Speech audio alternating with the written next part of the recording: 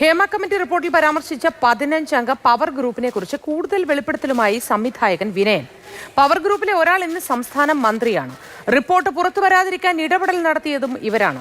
താനും നടൻ തിലകനുമെല്ലാം സിനിമാ മേഖലയിലെ മാഫിയ സംഘത്തിന്റെ മാനസിക പീഡനത്തിന്റെയും അവഗണനയുടെയും ഇരകളെന്നും വിനയൻ. സംവിധായകൻ തിലകൻ ചേട്ടൻ്റെ തന്തയ്ക്ക് വിളിച്ചു. തിലകൻ ചേട്ടൻ്റെ എന്തോ ശുണ്ഠി കണ്ടായിരിക്കാം.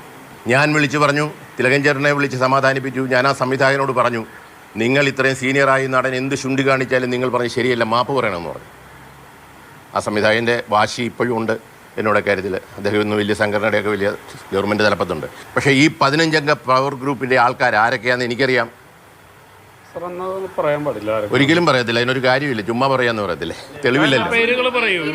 സരോവരത്തിൽ 2008 ആവേശപൂർവ്വം പ്രസംഗിച്ച ഈ സംഘടന തകർത്തുകൊണ്ട് ഞങ്ങൾ സ്പോൺസർ ചെയ്യുന്ന ഒരു സംഘടന മതി മലയാള സിനിമയ്ക്ക് എന്ന് പറഞ്ഞ കൂട്ടത്തിൽ ഇന്നത്തെ മന്ത്രി ഉണ്ടെന്നാണ് പറഞ്ഞത്. അപ്പം എനിക്ക് പറയാനുള്ളത്, മന്ത്രി എന്നേ പറയുന്നുള്ളൂ, സംസ്ഥാനം. പരസ്യമായി പ്രമുഖ നടൻ മേക്കപ്പ് ആർട്ടിസ്റ്റിന്റെ മുഖത്തടിച്ച സംഭവവും സെറ്റിലുണ്ടായി. റിപ്പോർട്ടിനെ ലഘൂകരിക്കുന്ന മന്ത്രിമാർ അടക്കമുള്ളവർ ഇനിയും ഉറക്കം നടിക്കരുത് എന്നും വിനയൻ.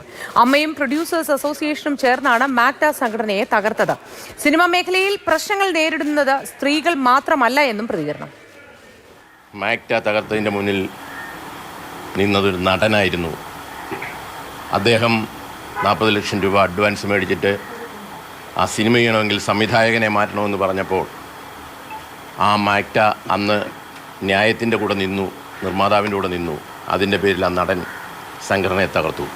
അന്ന് മാക്ട ഫെഡറേഷനെ തകർത്തുകൊണ്ട് സംഘടന ഉണ്ടാക്കിയത് ഇത്തരം ചില വൃത്തികേടുകൾക്ക് എതിര് നിൽക്കാൻ ആരും ഉണ്ടാകരുത് എന്നുള്ള ഉദ്ദേശത്തോടു കൂടി തന്നെയായിരുന്നു എന്ന് ഞാൻ വിശ്വസിക്കുന്നു.